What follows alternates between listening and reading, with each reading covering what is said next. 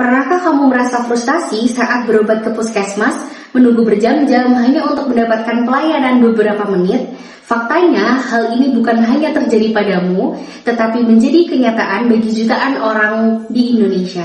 Sistem pelayanan kesehatan tingkat pertama di Indonesia masih banyak yang bergantung pada cara-cara manual, mulai dari pencatatan pasien, antrian, hingga penyimpanan rekam medis. Di tengah era digital, kita masih melihat proses yang lambat, tidak efisien, dan seringkali membuat pasien kecewa.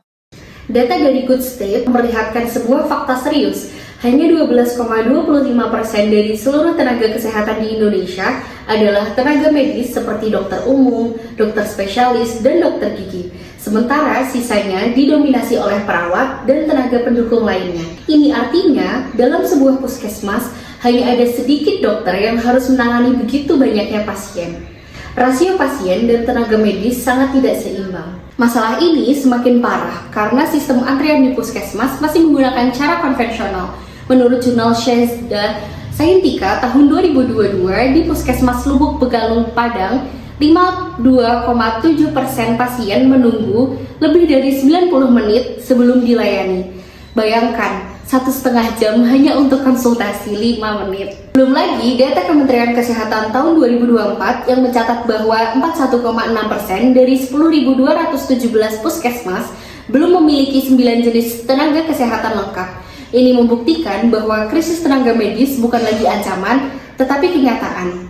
Semua ini menyebabkan kualitas layanan kesehatan jadi buruk.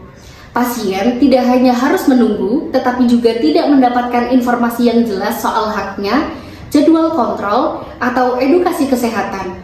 Lalu, siapa yang paling terdampak dari sistem layanan kesehatan yang belum optimal ini? Tentunya masyarakat, khususnya mereka yang tinggal di daerah terpencil, lansia, ibu hamil, dan kelompok rentan lainnya.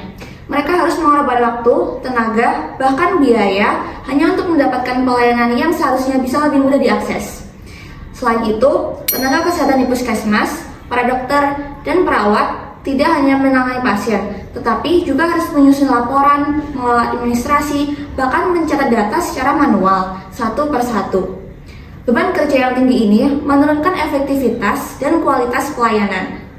Ketiga, pemerintah dan pembuat kebijakan. Tanpa data kesehatan, masyarakat yang akurat dan real time, mereka kesulitan mengambil keputusan yang strategis. Akibatnya, program-program kesehatan tidak tepat sasaran. Melihat semua permasalahan ini, kita bisa merumuskan 3 pertanyaan utama yang menjadi dasar penting lahirnya inovasi layanan digital seperti Puska.id.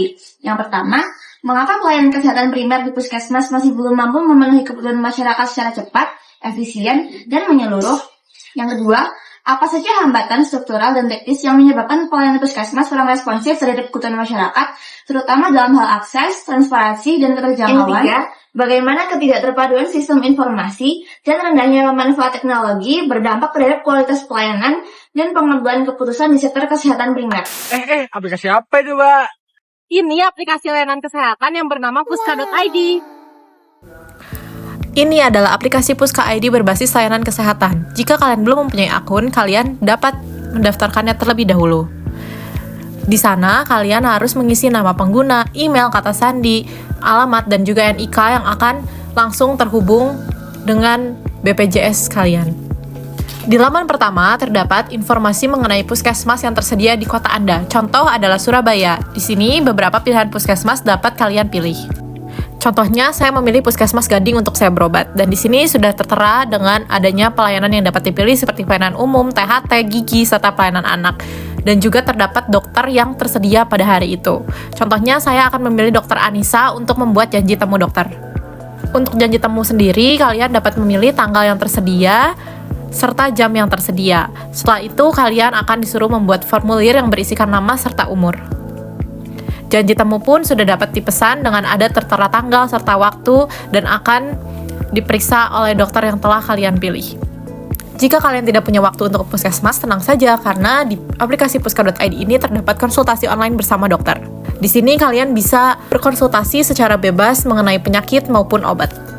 Aplikasi Puska.id juga memiliki fitur riwayat kesehatan yang dimana kalian bisa melihat data-data pribadi kalian seperti alergi, obat, imunisasi, konsul kesehatan, hasil tes, dan dokumen. Jadi ketika kalian datang ke puskesmas, kalian tidak perlu menyiapkan dokumen kertas untuk diberikan kepada perawat karena sudah terintegrasi semuanya di dalam aplikasi ini. Fitur aplikasi penting lainnya yaitu adalah panggilan darurat, yang dimana jika kalian dalam kondisi bahaya atau kalian menemukan orang yang sedang membutuhkan pertolongan, kalian bisa menekan tombol SOS di bawah ini dan otomatis ambulans terdekat akan menghampiri orang yang membutuhkan pertolongan.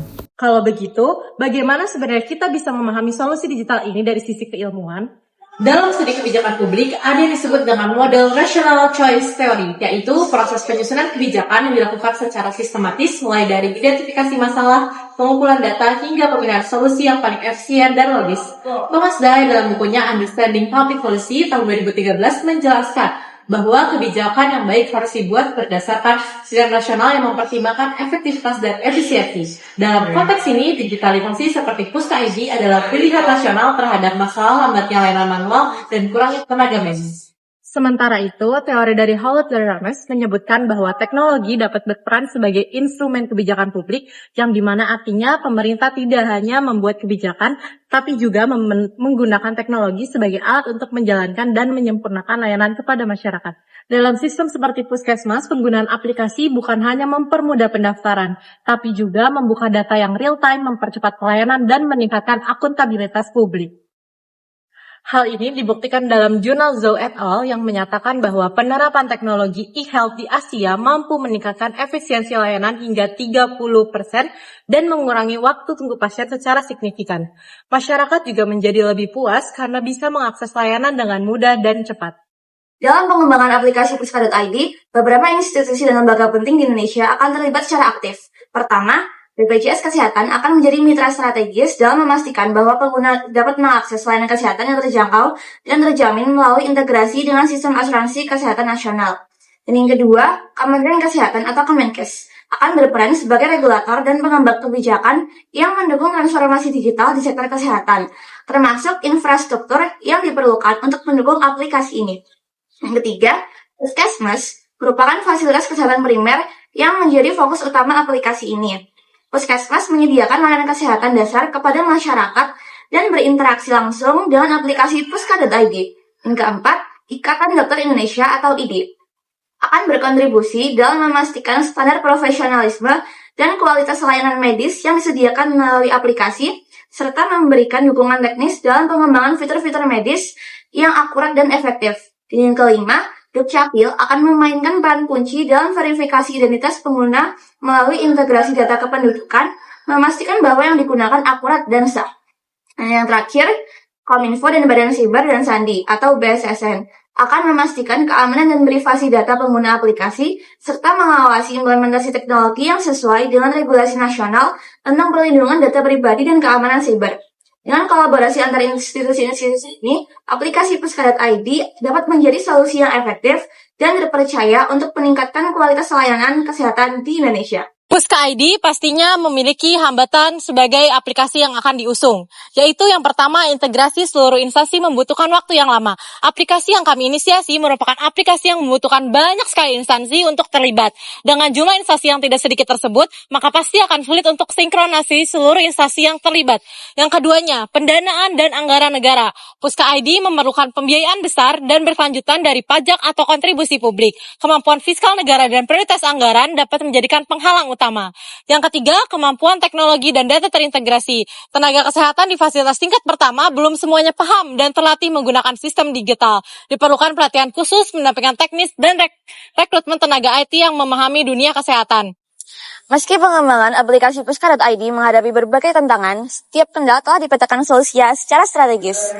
Integrasi antar instansi memang memerlukan waktu, namun hal ini dapat diatasi melalui roadmap kolaboratif lintas lembaga yang dikoordinasi langsung oleh Kementerian Kesehatan, serta integrasi sistem dengan BPJS untuk efisiensi biaya.